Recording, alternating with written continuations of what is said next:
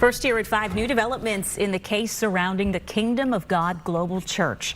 The church says it wants its money and assets back after those things were confiscated during the arrest of 2 church leaders last year. They are still facing charges, accused of running a forced labor and money laundering scheme that included victims here in Florida. Let's bring in Fox 13's Ariel Placencia live in our newsroom. Ariel, the church has filed new legal documents. What are they asking for? Well, Haley, they want money and assets that were seized in those raids last summer.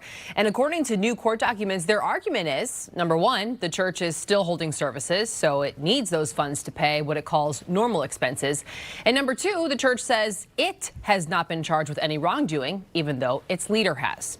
So first, let's recap the case quickly here. This is Sky Fox video from back in August, when federal agents raided a mansion in Tampa's Avila community and seized cash, foreign currency, jewelry, designer clothing, and luggage. In some of the shots you see there, you can see cars with big red bows on them. Well, that mansion was reportedly being used as a call center for the Kingdom of God Global Church, which operated several call centers across the country to solicit donations.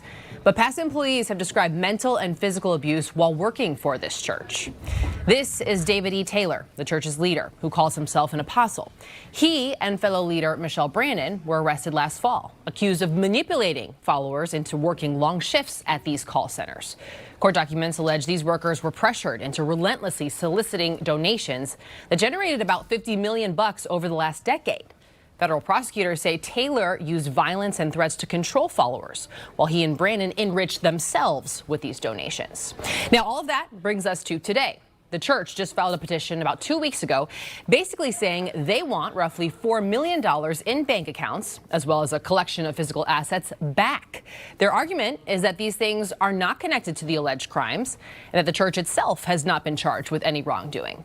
In new court documents, the church also says that not having access to this money and these assets is causing, quote, substantial hardship to a legitimate business's operation. I went to the church's website and then navigated to its YouTube page, which appears to show live Sunday services, and the most recent one happened just a few days ago. Now, I did reach out to the Kingdom of God Global Church this afternoon. They have not returned my phone calls or my messages, but of course, we'll let you know when we hear back. And then we'll also keep you posted on this legal case moving forward, Haley, as it continues through the courts. All right, Ariel Placencia reporting tonight. Ariel, thank you.